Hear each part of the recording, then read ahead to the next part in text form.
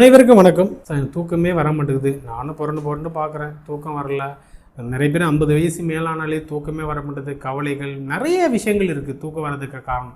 எனக்கு தூக்கம் வரணும் அப்படிங்கிறது என்னென்னா, ஒரு வார்ம் வாட்டரில் ஒரு எப்சம் சால்ட்டு அப்படின்னு ஒன்று இருக்குது. அது வந்து இயற்கை மருத்துவத்தில் இருக்கக்கூடிய ஒரு எப்சம் சால்ட்டு. அதை இயற்கை மருத்துவர் கேட்டிங்கன்னா கொடுப்பாங்க. அந்த எப்சம் சால்ட்டை கொஞ்சம் வார்ம் வாட்டரில் போட்டுட்டு 2 பாதத்தையும் வச்சுருந்திங்கன்னா நைட்டு படுக்கிறதுக்கு முன்னாடி ஒரு 20 நிமிஷம் வச்சுட்டு படுங்க, நல்லா தூக்கம் வரும்.